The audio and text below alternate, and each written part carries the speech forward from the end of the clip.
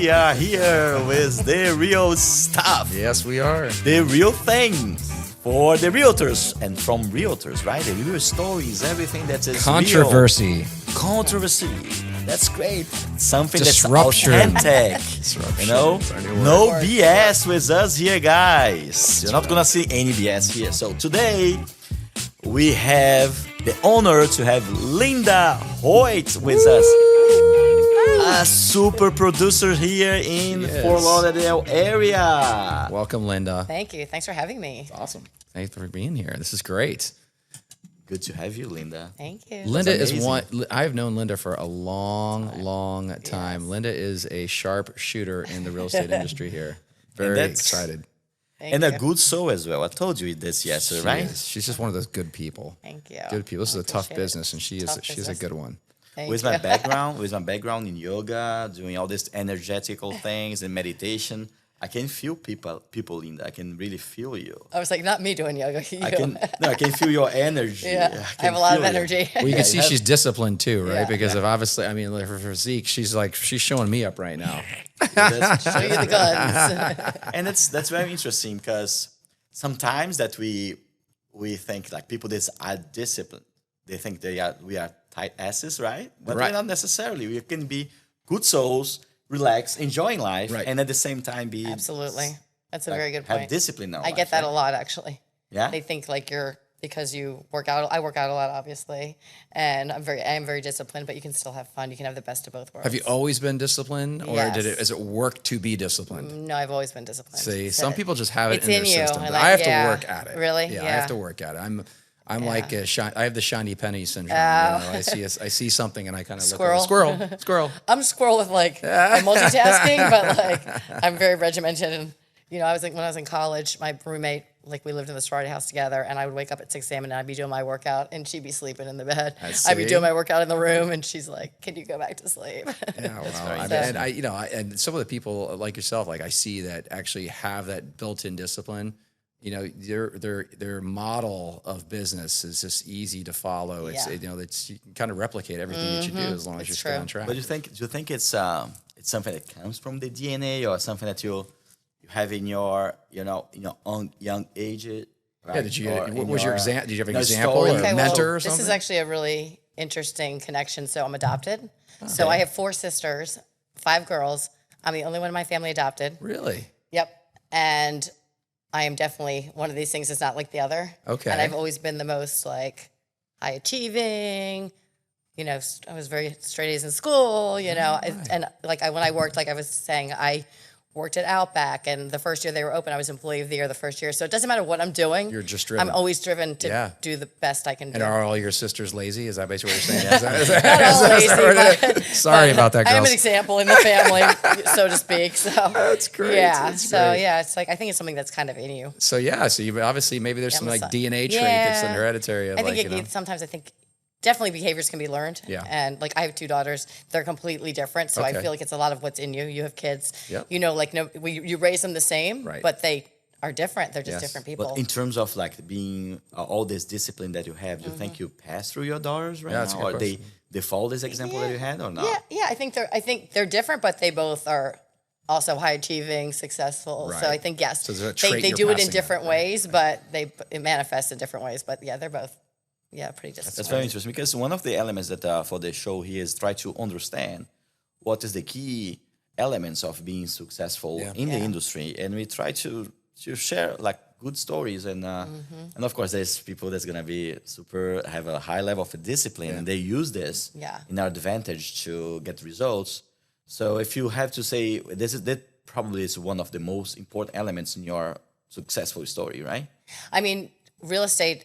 No one tells you to go to work every day. No one tells you get out of bed, get dressed, and go to work. So you have to have that discipline to wake up and say, I'm going to work today. Yep. Even if I don't have anything going on, I'm still going to get dressed and go to work. Because 100%. Sitting at home, you're going to do nothing.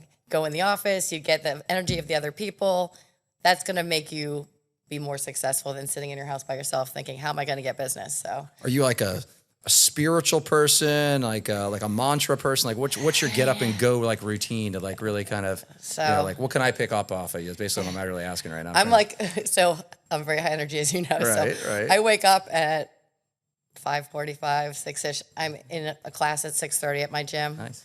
And then I do an hour of cardio after that. So I'm a 2-hour in the morning workout person. Right. So Jay, do you know that waking up at 10 a.m. will not going to work for you, right, man?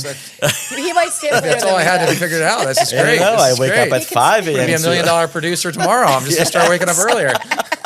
There's more hours in the day when you wake up earlier. You might stay up later than me, though. You get to mentor people, probably can mentor Jay Right. in those aspects, Let's right? talk about coaching after this, can we? Come into my office. Right.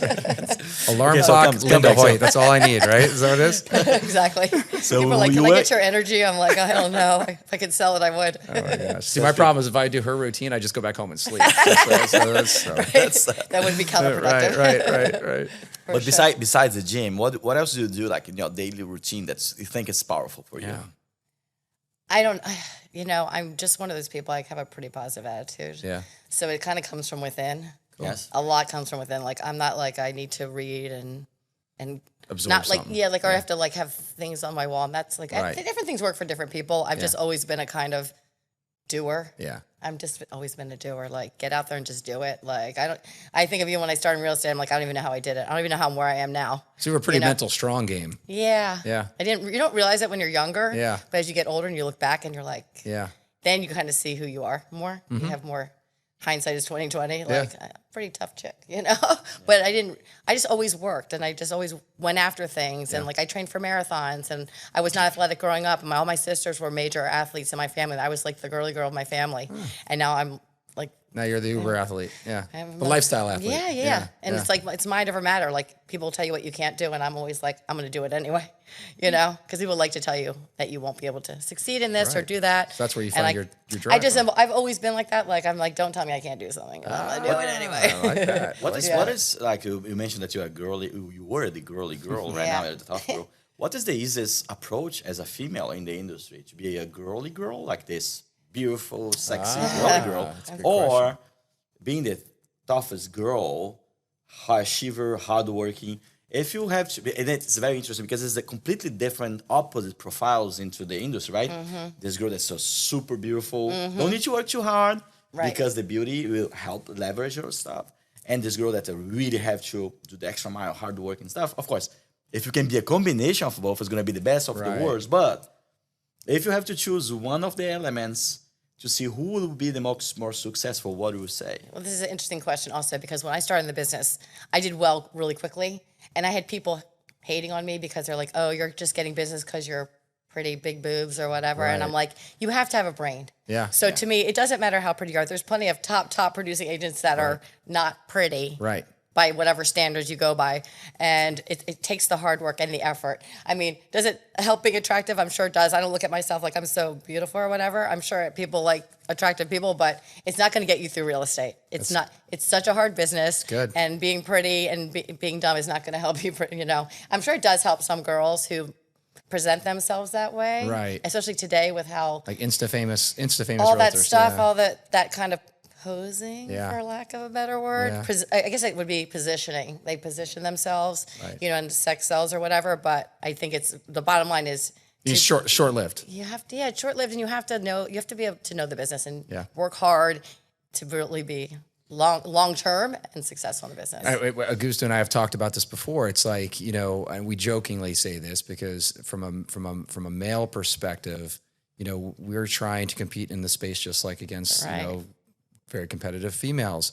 But I always joke around saying I can never compete with like someone that can do a yoga pose and stand in front of their their $1 million listing, right? Like it's just they're gonna get a lot more likes than I get, and I have to realize that, I know. So when I see like 30 likes on my hearts, and I see them getting like 300, But you know what's funny? I can't picture you with paintings like you're posing in a $1 million home. maybe you should be teaching me yoga as well too. Probably you can get a good See, hit. this is a great day. I've got coaching from Linda, lot of and I've got likes. yoga I don't from know, you. man. This is good. Probably the dog pose for you. Why not? Right? I'm going to do it next time and see how many likes I I get will on put this. it down or dog pose. I will teach you, man. All right. I will teach. All right. But you know what's funny? I will say, like, people, I think a lot when you're successful, Yeah. they won't like your stuff as much. Right. But guess what? People, they're looking at it. Yes. Because I'll see people I haven't seen. I'll be like, I see how great you're doing, but they might not like your stuff. So, you know what I'm saying? Yeah, and you're right. There's sometimes you just get surprised by somebody saying a compliment to you, and you're like, oh my gosh. Didn't even know you noticed. Right, but right. They do notice. Right, yeah. But they don't always like stuff. Yeah. I'd still like 300 likes on my stuff. But yes, I understand. I think that's a good number. I need validation, Linda. Too. I need validation. That's what it's all about. I agree. Give it to me. I know. So as a summary, we have be ugly and smart. And hard worker and yoga and know how to do yoga. But it's also tough for females because you know there is that like pressure almost in any way, but like I don't feed into that kind of pressure, but it is a thing with women. Like you know they think that you're pretty, that you're not smart. You know? Like do you size like you know like and I'm just putting myself on the outside looking in. Like I gotta imagine you're right. Like when I look at certain people, there's certain things I kind of size myself up against. As a woman, do you size yourself up against, you know, a young millennial agent that's coming in that either you see as kind of putting herself out more in a sexy, provocative way to attract attention, and if she gets something out of it that you maybe were trying to compete against, you kind of say like, well, that's just because she's doing this, you know, versus no, but I mean, it definitely being. I don't even want to say older, but like mature. The more mature. I mean, it's the way they do stuff now is way different, and like I'm adapting. Like I do Instagram and all that stuff. I'm not as good at. I'm doing reels now and stuff. Right. But so I don't ever look at it like competing because I feel like at this point I'm 20 years, so I have my business. Yep.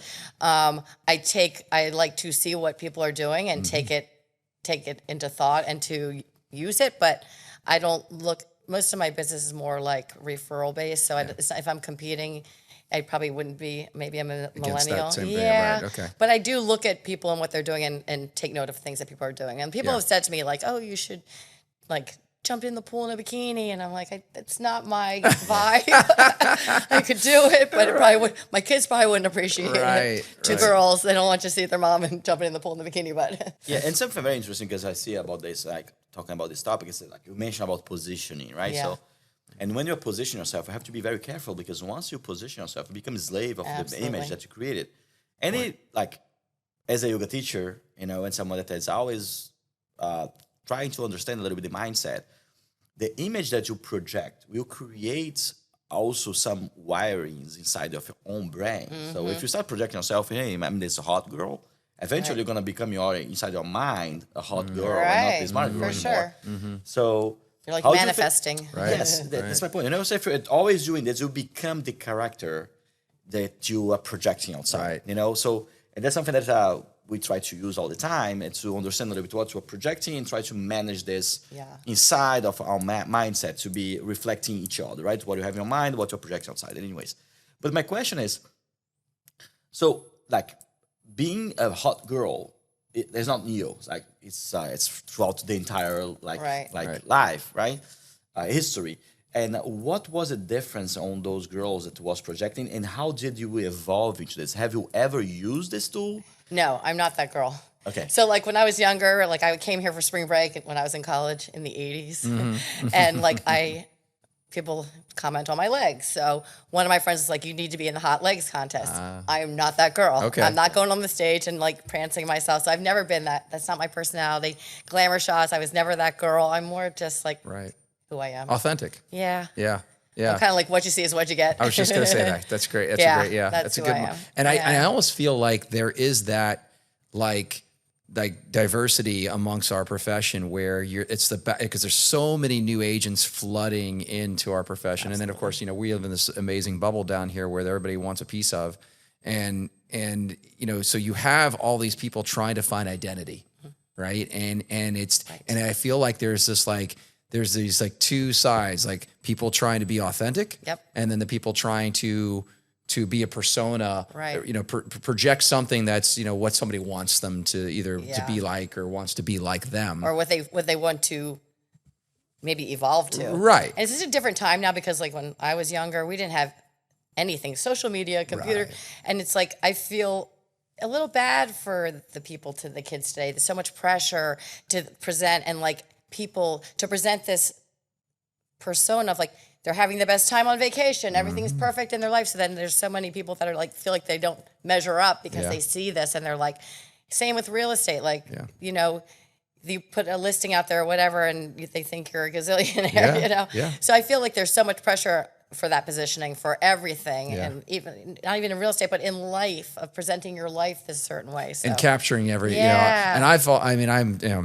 those who know me as well too, like, they know I love social media, and I probably am caught in that little bit of a trap where I feel as if the need to capture every moment that happens and share it with everybody. Right. And I get yelled at from my family sometimes. I'm I'm okay. I'm okay. Not over the edge. I don't think I'm in the braggadocious side of things. Not at I all. think I try to find some humor and some good moments and share it. But there are people out there that not only do they feel like they need to capture it, but they need to capture like the right shot. And you could just tell like everything that they do is like almost so artistic that they're almost can't be real. Well, they're fabricating an image and they're only letting you see what they want you to see. Perfection. The perfect perfection. Mm-hmm. Yeah. And it's something that it's very interesting because, the capturing and the understanding, or even the way that you capture as an audience is changing. Yeah. Yes. So you see a switch from people want to see something very well prepared, glamorous, or something very sharp to they want to see raw stuff, right? They really want to see the real life. Yeah. And a lot of the things that is like getting viral or getting like more views is a little bit more what's the real life. Natural. Yeah. And I see this changing. Do you see this as well? Absolutely, 100%. And I mean, think about myself. If I'm going to want to watch a posed picture like we were talking about, or do you want to see like people laughing and oops, I screwed up, and I'm a human too, the human side of people, not just like everything posed and perfect, because that life isn't perfect. Yeah. No, what do you think? What do you think is the advantage that you have when you get into and you break into the industry? Like 20 years ago, right? Mm-hmm. And compared to the young females that's coming right now, what's the advantages? And what is the advantage of those young females that have compared to you? I would like to see a little bit the view of what was better before and what is better now in terms of getting to the industry. So before, there was not real estate was not online, so you had to go to the realtor to get the information. So like floor time was a big thing. Like I sat floor and I would take the nuggets that nobody wanted. I'd be like, I'll take that $100,000 listing, which 20 years ago wasn't that bad. I was just going to say 20 years ago, that was like almost a luxury listing. So that's great. Slow down. It wasn't 50 years. So, people had to call you. There was a need to more interaction. We're never going to become extinct. People are still going to want that human touch. They're going to want that person to work with them. But there was more of that also before. You didn't have e-sign. You didn't have any of the luxuries that we have now. So I would basically take a listing, go under contract, go to the people's house. They would have to sign it, bring it back to the other agent. Then they would take it to their people. They'd have to sign it. Then they make a counteroffer. Then you got to go back. So it's much. Basically, a closing took like 6 years. Yeah, it took forever. You were there for the day. You were bringing snacks. Right. So it's way more efficient now to get things done and to do more because it's so much faster with the technology. I think that's a huge advantage for the kids these days. Yeah. But I mean, I'm sure in 20 years there's gonna be that much more that But I've heard over the years of, Zillow is going to take over. The realtors are going to be out, and I've never I don't feed into any of the drama. Popular news. I just go to work every day, and I think that there's always going to be a need for us, and we're always going to be prevalent and a necessity, and people will never not want to deal with a person over. They're going to want to deal with a person over a computer. They're not ever going to want to. And that's a great, and we have these kind of conversations around the water cooler, right? How relevant and where our relevancy is. So value, obviously, right? That's a huge, like really we're not selling our own house, or we're selling our knowledge, our value of understanding the processes, right? Experience. Right. So a new person coming into the market might be at a disadvantage at that level. Right. Maybe they advance themselves on the tech and on the way to market, but then you put them in the ring. And it's a different story because they just don't have the reps. They haven't gone through deals that fall apart and understand how to navigate it so it doesn't happen the next time yet. And it just takes time. Experience, right? Yeah, but it will be considered an advantage because of the story, not necessarily the advantage that she would have when she started up. You understand? I really want to capture a little bit what would be the advantage to be a realtor back then. Eventually, it was a competition, no competition, or something like that. Yeah. Or and compared to right now I get it. Technology. With technology, you can be a lot more efficient. Right. and you can put yourself out there and do like the same work as probably 3 realtors could do potentially before, right? So it can be your own powerhouse or your own business, with not necessarily have to have an assistant, a secretary, and blah blah blah. But what do you have in that as an advantage when you start? Do you think it was personal touch? It was like what made me be successful? Yes, like what will be the characteristic of someone successful back then, and the advantages of having those characteristics back then? I think, you know what I think though? I think it's the same then as it is now. Maybe the technology has changed. Yeah. You know what it is? It's going to work every day, answering your phone, caring about your clients, giving good service. And I always say, our job, everyone looks at the glamour, listings and showings, and you make your own hours. I'm like, your own hours are 7 days a week, weekends and holidays. But it's like the same core things. It's just like that people don't do, and they didn't do it then, they don't do it now, and that's what gets you ahead. You care, you answer your phone, and the main thing I always say is we're problem solvers. Our job is problem solving. It's, yes, do you list beautiful homes? Do you show beautiful properties? Yes, but the main job is keeping the deal together, making both sides happy, understanding transaction broker. We're working to make everyone happy. And whenever I have someone that's like being unreasonable, I say, put the shoe on the other foot. If this was you and someone was saying this to you, how would you feel? You would not like it. So how do we make it work where everyone's happy? And I think that's just knowledge. And, you know, you go to real estate school, you get your license, and you know nothing about selling real estate. You don't know how to write a contract. You don't know how to open a lockbox. You don't know how to do anything.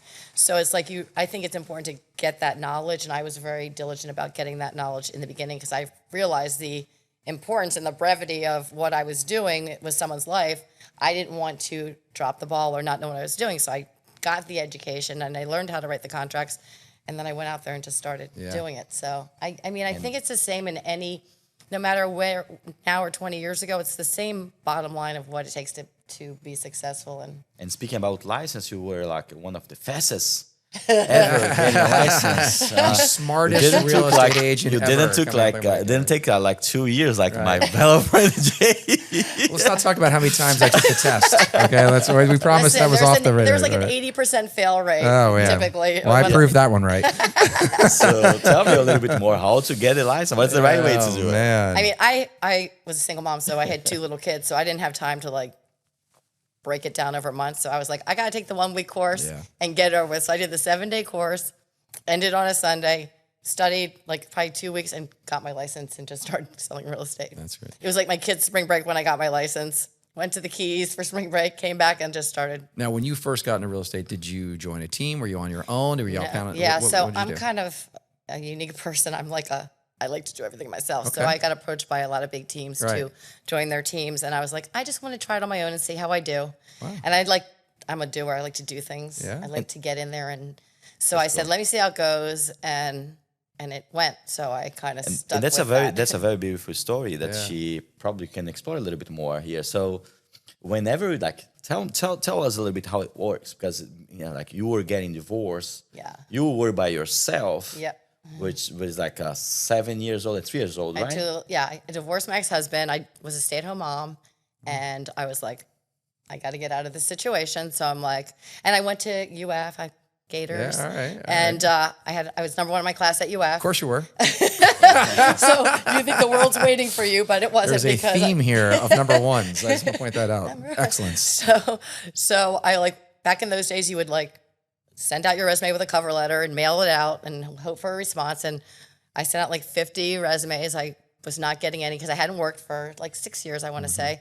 And, you know, once you're out of anything, then it's hard to get in. They don't care about how great you were in college. Yep. It's like your heyday, like the captain of the football team, doesn't matter. So my neighbor across the street, she's a CPA, and she had her license just for fun on the side. And she's like, you'd be a great realtor. You should really. And I'm like, no, I'm not a salesman. I don't want to do that. But I was adamant about staying in my house. Yeah. I had to refinance my house into my name.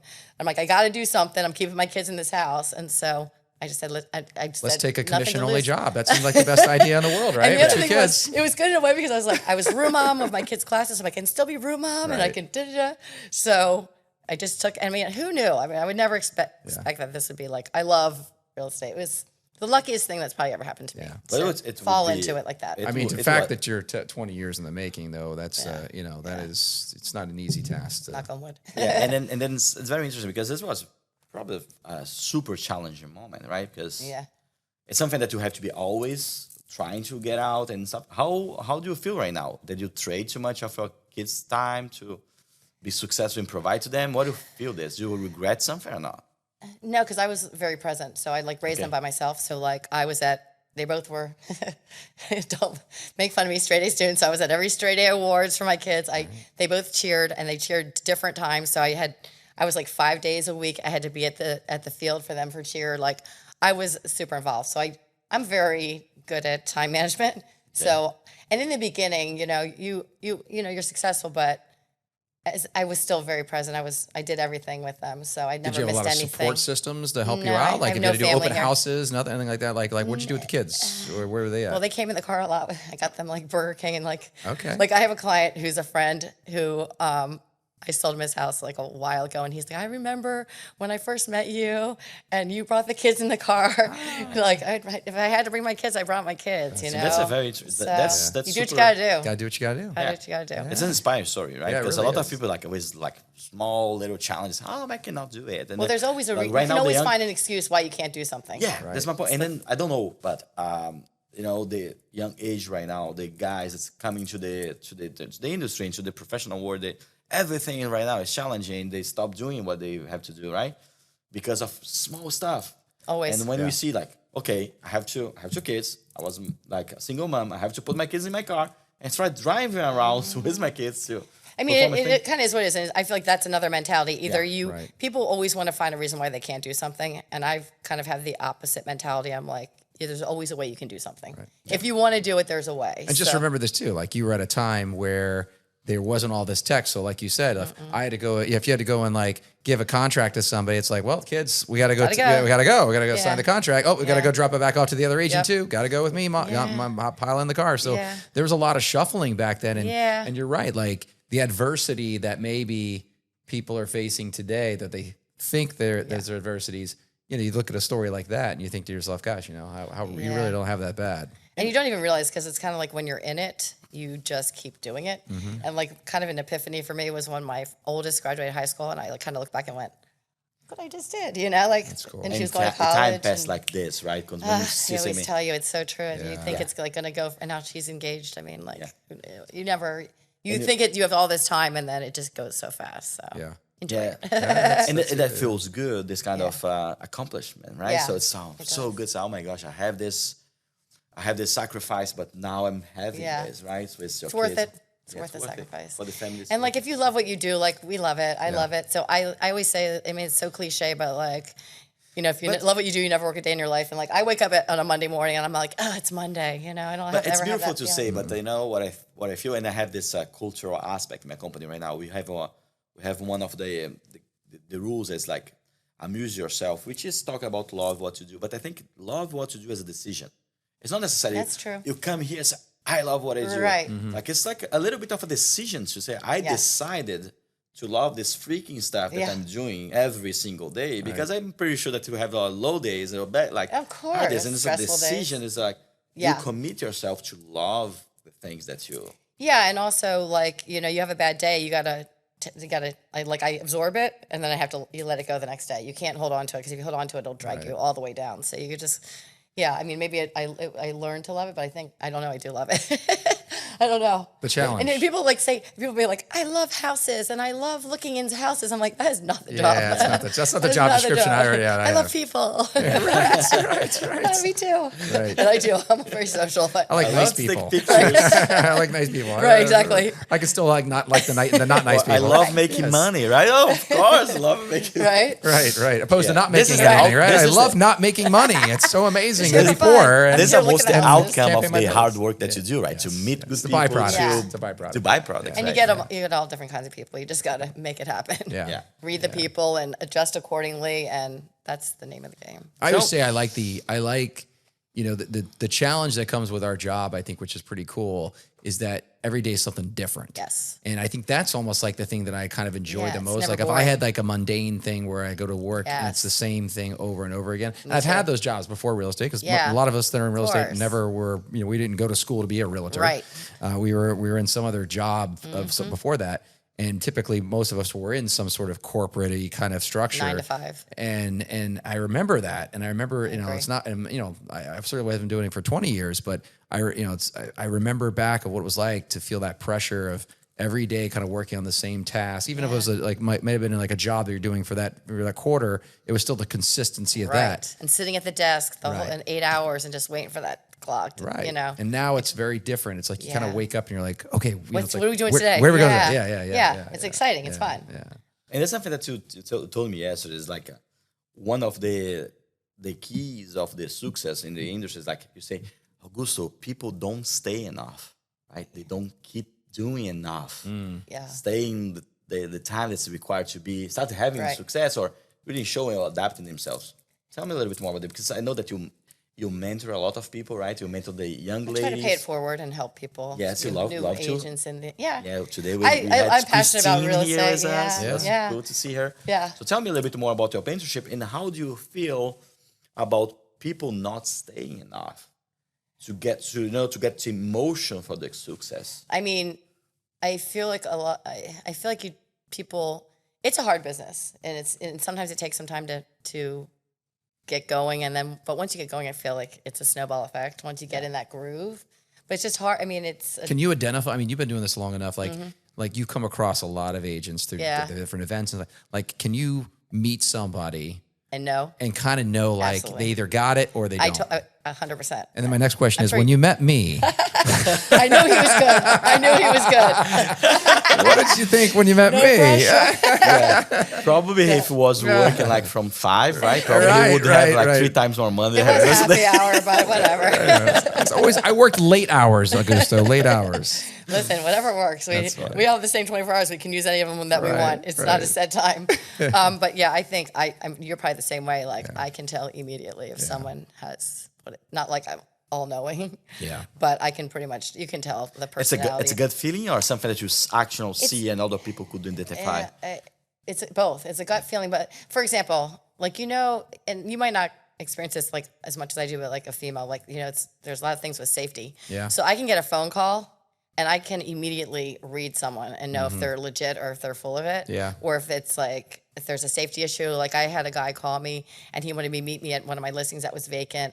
And I had my boyfriend come and bring me Starbucks, and the guy was shady and he hauled. Wow. Like, so I feel like just the same thing, like you can sense people. And I think when you're in this business and even in life, you know, you can read people, you know, who's kind of legit and who's not. But for the right reasons or the wrong reasons. And you can tell who's sincere and who has that drive to get it done, But you built it throughout your life, or do you think that you had it since the beginning? You mean like reading people? Reading people. I've always been I was kind of like even though I have a very young personality, I was always kind of like an old soul. I kind of like watch people, and I sometimes feel like I'm too like, I see too much. Like I wish I could just be like, oh, ignorance is bliss, but I'm not that person. Are you a person that gives out the trust or has to earn the trust in order to give it? I kind of am a giver. Yeah, I'm a big giver. Me too. Yeah, that's probably my fatal flaw in life too. Me too. Huge. Ask all my friends. Like but so I've always been able to kind of read and like so we make mistakes about people, but I can definitely tell in real estate. I can usually be like, they're going to be amazing, good for them, or they're a great person, but I don't know if they like. I've had friends that are like, oh, you do too. Yeah. I'm getting my license, right? And I'm like, okay, that one will probably do it. Right. You just know. Why are you getting in it? Yeah. Like, what is it? What are you doing it for? Yeah. And you've watched me. Are you sure you want to do that? Right. You sure you want to in terms of the safety that you just mentioned. Yeah. So what do you feel about the other females, the young females that come into this industry? What type of good practice or measures that you can? I think that you go with your gut, and if you think something's not right, I've numerous times either brought someone with me or had someone meet me somewhere where I didn't think it was a safe situation. I was right. Like one time I had this guy and I had listed a property in his building, and he's like, "Come, I want you to come list my property. I want you to come see it." And it was his girlfriend's unit, but he was coming. I was like, "Is she going to be there?" He's like, "No, she's at work." So I brought someone with me. He's like sweating profusely, stressed out, like pacing. I'm like, thank God I had her. He probably thought I was going to be by myself. I wasn't. Wow. And then nothing happened. We left. I never heard from him again. So it's like, just go with your gut. If you feel like something's not right, it's probably not. And bring someone with you. You know, do you think now in this environment that we're in, that's a lesson that women should pay attention to now, is like almost like we qualify buyers and sellers. Like, do you feel like now it's almost a requirement now as being a woman in this industry that you have to qualify on a safety level, not just even just the authentic side of that, if they're there for the buy or sell, but if they're like a creeper or not, basically. Right. And do you think there's something that changed throughout the time, or no, now it's like more or less, or no, it was always it's like always. this? I think it's always out there. I think that people will take advantage of a situation if they can, and there's a lot of creepy people. I think there's always been. Like people always tell me you should have a gun, and I'm not really a gun friendly kind of person. Do you think that that like I'm a buyer and I call you and I want to go see property, and you might say, hey, listen, send me your pre-approval or send me your proof of funds. Do you think that we're evolving into a society where now you might ask me, send me your Instagram site or ID or something like that? I mean, is that something new that's been happening now? I can tell you, like, going back to the other thing about new agents. So, like, we have been in a while, so a lot of our business is referral based. So you have that warm lead, so you kind of know where they're coming from. I mean, when you're getting it from other places, obviously, but I will say, you look, when I get someone, especially on the higher end, I look them up because a lot of times they're not legit. Right. I look up, I Google their name. Yep. I look Instagram, Facebook to see if they're real or who they say they are. I want to point out that she's looking at you, Augusto, a lot when she's saying this, so she was profiling you before she came here a lot more than me. So I was like, is he real? Come to my podcast studio. He's like, I'll meet you. Jay, are you going to be there? So let me ask you, being bold is a good sign or bad sign? Right. I don't know. You kind of like fit this profile a little bit, accent, very, dark room. Dark room with curtains. Locked door. A little strange. That's pretty funny. I think that would be the one thing for a newer agent, I think, is not knowing people. And I wonder if that'll become like a new standard, like where I wouldn't be offended if someone were to ask me that because of just the situations. It's true. And like I had someone recently and they were looking at like 25 million, and he sent me his business card and a picture of him and his wife trying to prove to me, like, and I Googled it and nothing connected. And then I went to set up the showings, and I said I need proof of funds, and he produced something, but it's easy to produce things. Right. And so even that can be kind of a way to, like, let's say trick somebody, but I could send you a picture of whatever, and then now correct. How people can use this to scam you? I don't understand, because they do. I've been in that situation before, and I don't know what they think they're going to get, if they're going to steal an identity of the seller or whatever it is. But there's some reason that they do it, and I don't know why, but I do ask people for stuff, and there's apps now to, like, check people out. There's Forewarn is an app that realtors use that you can put someone in there and find out all their history. What is the name of that again? It's called Forewarn. Okay. And it's pretty good. And even for you too, you know. I have a lot of attractive women that try to bait me into showing them houses. So I understand how this works. The other day, my forewarn though is usually my wife calling at the same time and just saying, "I forewarn you not to go on this listing appointment." And I was like, "Okay, that's it. That's all I need." Should be receiving some photos sometimes through WhatsApp. I always receive it. They say, "Hi, I'm waiting for you." Say, "What's this?" What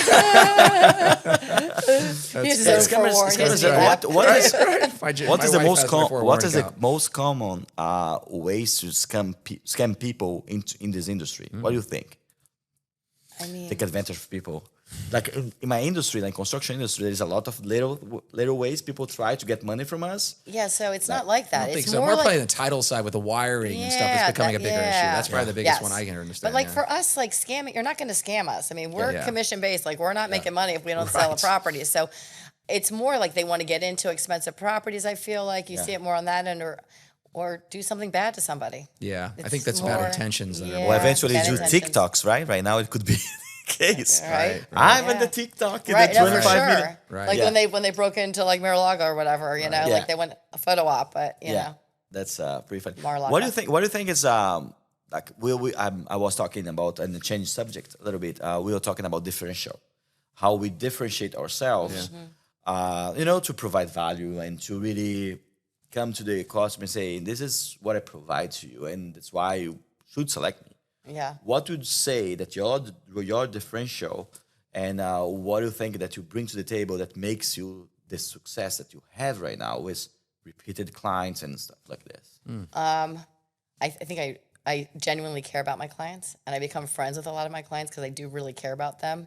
Honest, very honest. Answer my phone. Answer your phone. Yeah. Respond to a text. It's easier these days. You just have to answer a text, but you'd be surprised when people don't do it and they ignore you or they wait 3 days. I'm very like, if someone's gonna reach out to me, I'm gonna answer them, and I care about my people like they're my family. So, and that's like.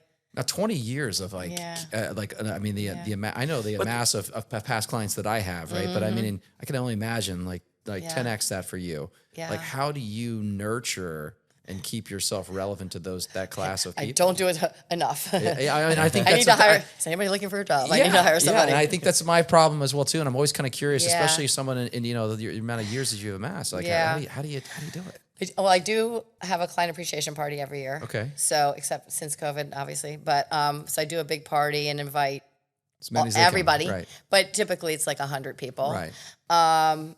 And if you see on Facebook, I do like wish people personally a happy birthday, happy anniversary, that kind of stuff. But I'm like one of those people, like, do as I say, not as I do. I need somebody to do that for me because I do not reach out enough to my database. I don't, but people I think remember because they remember me for some reason, just because I think it comes through who you are. Yeah. And they remember that. And caring for someone sometimes is being extremely aligned to what their needs, right? Something that's very interesting. It was the other day, like doing a job, and I say, don't need to do this. In my painting industry, my painting job. So do not do the doors because I can save them or whatever. And being authentic and really trying to find, I think, because if you do not reach to your database, there's something else that you're doing that people is connected to you, right? What would it be, do you think? Just caring, like, for example, I had a client who lost her brother to brain cancer very quickly. I send them flowers. I went to the funeral. I have gone out to eat with her. She's a friend now. Like, it's not like the deal's done. I'm done with you. And people call me after a transaction and they'll be like, I'm so sorry to bother you. Do you have my closing statement? Do you have my inspection? Like 5 years later, I have everything on my computer. So it's like, I will still be there for you long after that transaction is closed, And like, it's just really caring about your clients. Like my other client, while I was selling their condo, I had sold her years ago. Her stepfather was in the hospital going through rehab, and then he ends up passing away. So during the transaction, I went to her house. I was doing the inspection. I brought flowers and a card. And I said, I have something for you at the house because she wasn't there. Like, you just got to care about their people. Yeah. And like, it's not just about the transaction. It's about the person and who you're dealing with and the families. And, like, we're therapists too. I have people that call me. Like one of my clients right now, I'm selling her place and she's going through a hard time. And she's like, you don't know how much it meant to me, just you talking to me. Like, I'm in a dark place and like serious shit that people are going through. And then you put a sale of a property on top of it. And that's, like they say, is one of the most stressful things, marriage, which divorce. opens a floodgate of other conversations. So it's just, people know when you care. And I could show you these text messages from these people. Like, they just think that they know that I care. Yeah. It's not just about making money. I mean, like I said, I'm like, I got into this to support my children, which I did. I never expected it to, be what it is. And I'm very grateful and thankful, but it's just, that's the bottom line. Just give a shit. Yeah. It's well said. Okay, Jay. Yeah.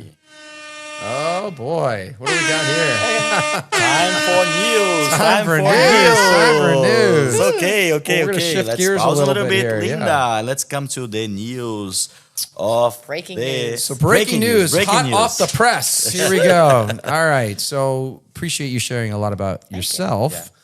But what we have going on right now in our real estate industry is pretty interesting. The dynamics of sort of post-COVID, right? And who would have known that something that globally affected the world in such a terrible way could have such a positive response on the real estate market? And some people say positive, some people say negative because of what's kind of where we're at. Jay, today. News Yes. first, and then you comment the news. Setting You it have up. to follow the script, Jay. You have to follow the script. Setting it up. So I pulled this report down from the Miami Board of Realtors in single-family condos, townhomes, close sales monthly. This month, it obviously goes back a couple of months because it's not real time, but February 2023 closed sales, we are down 31% for closed sales versus February 2022. And, just kind of curious, are you seeing that? Are in your business? Are you seeing it from, the other agents that we're working with? Well, obviously we could not sustain that market that we were in for 2 years. That was the craziest market that no one would have ever expected, obviously. Yeah. So you kind of rode that wave, and it wasn't, like people were like, oh, the market's going to crash. And like it did. And no, people were putting real money down. They were paying over appraised, but they're paying cash. So, but you weren't going to have 30, 40, 50 offers on a property. How long was that going to last? Right. So I think as of by last summer, it was starting to, you were seeing the changes coming, obviously. Yep. And so I think it's just, it could not sustain that level. And I don't think it's crashing. And I tell people this all the time, they see price reductions, but the problem is that people were listing, this was the highest sale price, and now people are still going there, and then they're having to come down to the highest sale price. So it's not like it's falling, it's that they're still going higher when they should just go here. So the perception is this. But yes, is the market different if it's slower? Absolutely. Right. It's slower, but it's still busy. Still busy. Yeah. Now, are you seeing when you say busy, are you seeing that you're working with a lot of people, but you're not seeing the commitment to buy as much as you saw maybe a year ago, 2 years ago? I still see the commitment. I don't think that there's the frenzy that you have to put an offer in immediately. I think people are thinking about it a little bit longer. They're making lower offers where before they had to go make the most attractive 0 inspection period, all those things that they were doing. So I think that people are still, there's always going to be buyers and sellers. I always say, they say, when's the best time? It's always the best time. People are always buying and selling houses. They always have to move. It's just that the frenzy, the pressure is not there as much anymore. So that's why you're seeing that inventory is rising, because days on market is rising. So that's why it's not getting scooped up as fast. But I'm still busy, and I just listed a property today, and I've already gotten 7 calls on it. Okay. So I just sold 2 last month that basically listed them both at competitively priced. Both got multiple offers. Both of them record sales, and one way over asking. So it's still happening. Okay. But pricing is super important, which it's always been. Okay. But you have to price it well, and people are still looking. But it's definitely not that craziness. But you think there is a specific type of real estate that have a better performance right now, or any type of real estate you say, okay, it's still possible? Like luxury, mid-market. What's your pulse? I think it's slowed across the board, I would say. Yeah. Okay. I think single family homes are probably, I'm seeing condos sitting longer than, so I think the condo market maybe hit a little harder than the single family market. What do you think? Yeah, the condo market was always traditionally a lot of our buyers from either, out of the country or whatnot, and I haven't seen that flood, coming up. But also even during season, it's season right now. Right, season right now. And then, and I think as well too, the inventory that's on the market, like you said, if it's priced well, but if it's pretty turnkey, yes, that's pretty competitive. Yes. But in the past, we would still have properties that were in B condition and still getting offers on it, and we'd get to still negotiate against some different offers, and those are the ones, unfortunately, it's either if it's not perfect, right, then it just sits. It does. And people are just kind of holding tight, kind of looking at it, and unfortunately we have digital, we have a lot of digital ways to kind of look and see how many views are people getting on a property, or how many saves we're getting on a property. Right. So it does kind of tell us hey, we're doing our job. We're marketing it. It's being exposed.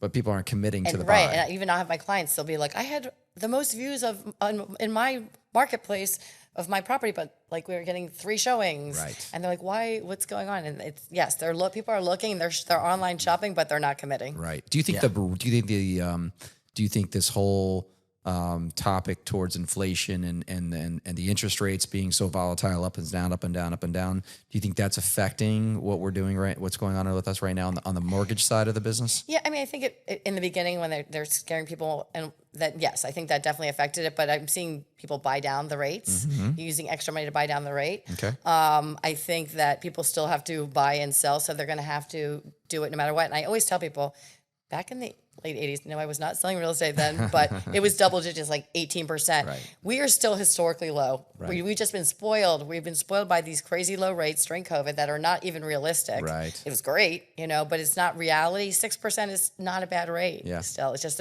it's adjusting your mentality because you got used to something and then it got taken away. Yeah. So you have to like. But it depends because it's have a correlation with the pricing of the. I was just real going to go estate there. as Yeah. well, right? Correct. 'Cause Well, you can't afford in as the much. 80s, in the Yeah. 80s, the price was not the same. Right, for sure. right. For sure. And Definitely. I don't think, I don't know, but I would like to see what's their point of view. I'm a buyer, I'm not a realtor. But anyways, I think it's still super high because the market went this way. Mm-hmm. The interest rate Yes. was very low to Yeah. get this market this way. And then like the interest rate goes like Right. double. Yeah, practically. right. But the price didn't are not divided by two. Correct. Understand? Because That's a the good point. natural adjustment would be okay.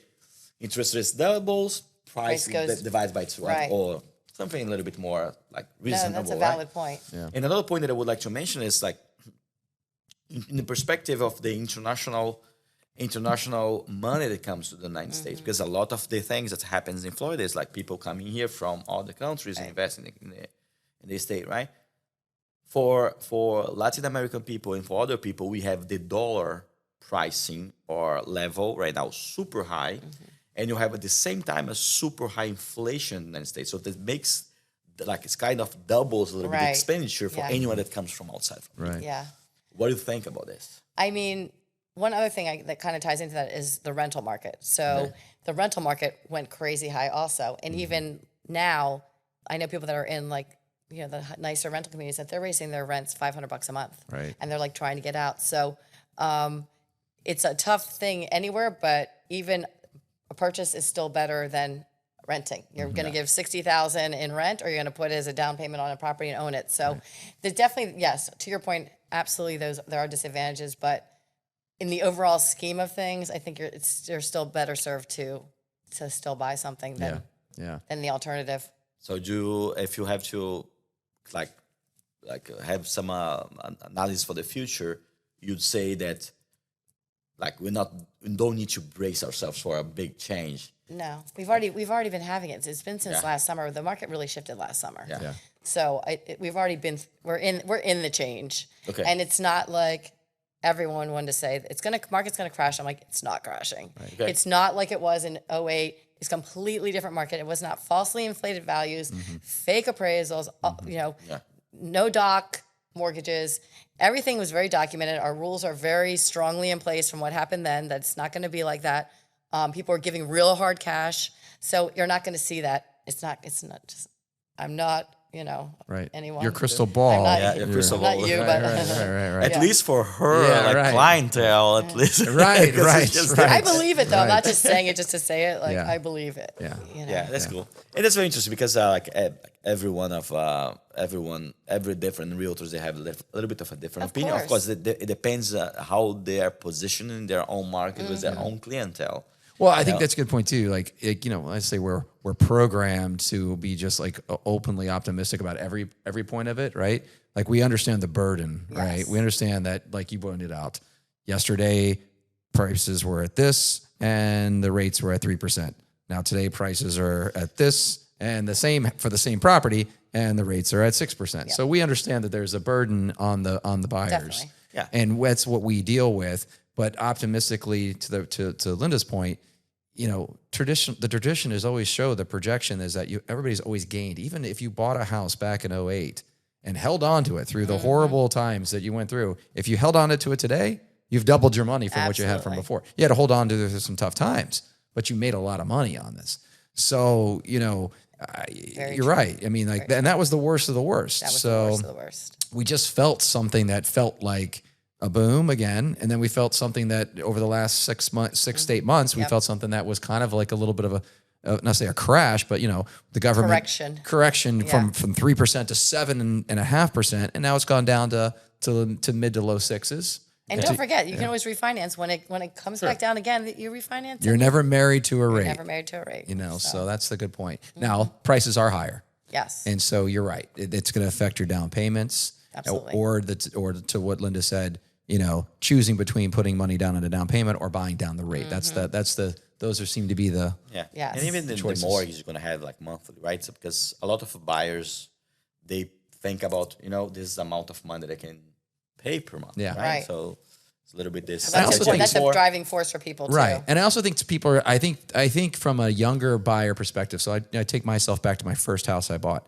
I bought in a little area here in Oakland Park that at that time was really kind of considered like a fringe area, It was right there in that sort of where Funky Buddha was, but this was before Funky Buddha really was there and all the rest of the commercial stuff. Right. It was a little sketchy, and it was I bought it as a 2-1 or and I turned it into a 3-2. Nice. But I redid it all, and then over time, the area matured around it. And I think that's the other thing too is I've noticed like a lot of buyers that I work with now that are looking at things and their perspective is they want they're mad like they want that house that they think they should get.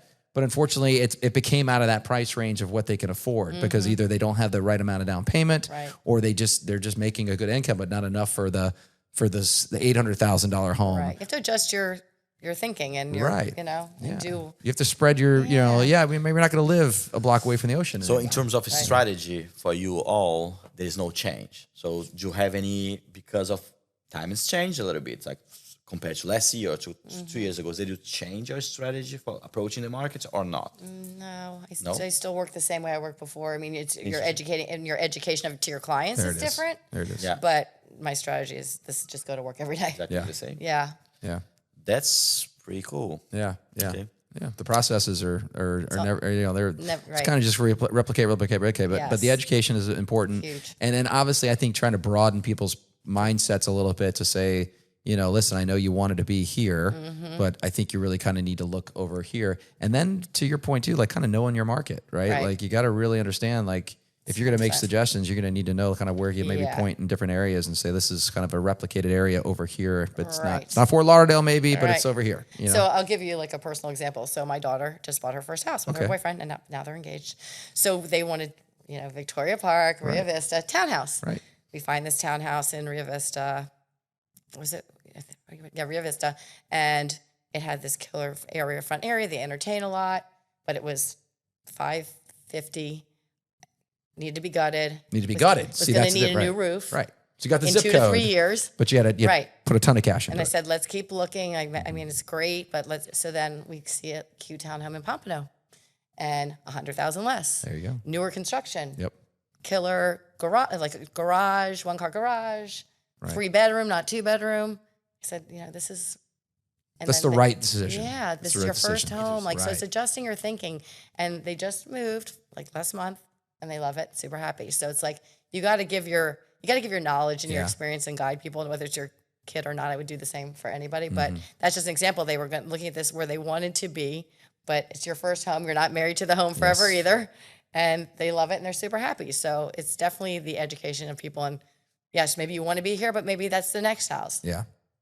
Not this house. And then when the market, the rates go down, and then you can do what you want to do, and then you keep that for investment. And that's like talking about your last house, like right, the area that you're around. That's very interesting. And I'm thinking here right now, a lot of people is coming to Florida, right? Of course, they put a lot of pressure on the pricing for Florida, so people from New York, California, and everything. And I think it's a pretty cool and interesting tip for a buyer. Say, man, the tendency, what's going to probably happen is those less trendy neighborhoods, because of the pressure of the market, it's going to start becoming better and better, more family-oriented, more people, because nobody's going to be able to afford anymore to be, around Las Olas or that's around. happening anyway. It's totally happening. Yeah. Oh yeah, it's been happening. So that's pretty cool. Okay, guys, so let's come to the the end for our podcast. That's great. Great job, Linda. That was awesome. You too. Appreciate it. was fun. Yeah, it was great. Thank you, Linda. Amazing work. A lot of good tips. That was super cool. We even got clapping going on. We got background music. Yeah. We, in general, we ask for some reference or someone that you recommend to come to our podcast. Would you be those? Who's a shout out? Who's who is going to be the next People are going to receive the gift Yeah. to come to our podcast, right? The honor to come here. Yeah, that's right. That's So- right. The Have privilege. anyone? So agents that something different. Yeah, like it was maybe some. It could be younger. It could be. It could be even more seasoned. Could be Anybody that have couples. a, like, could, you know, interesting story to share or What do you think's got lessons some good, some good material that would be good to talk to? I'm trying to think. I mean, granted, they're not all going to be like you. You know, You set the bar very high. Obviously. You know Rachel Barrick? Yeah, So sure. she like put her eye on the prize and she said she wanted to take over Pompano. Okay, And she is like, I think the number one agent in Pompano. that's awesome. now. Okay, So and Love she, that. She has 2 little kids and she's making it happen. So That's great. She's a good one, I think. That's great. She totally like probably quadrupled or something her business. So, I like that. That's You know, good. Pompano's one of those niche markets. as Rachel, well. right? Rachel, if you listen to us, That's right. Shout out to be you. ready. Yeah. Shout out to Future. you. We're Close coming for future. you. Tell us your story. Give us your secrets. That's Yeah. pretty cool. Okay, guys. So again, Linda, thank you very much. It was an honor pleasure. to have you here. You have a so beautiful soul. I love you here. Namaste. Hey. And no, I don't do yoga. And here we say Hamsa. Hamsa. Thank you, Linda. very Thanks. much. Thanks great. for having me. Awesome. Great. Awesome. Good stuff. So 1 That's hour, fun.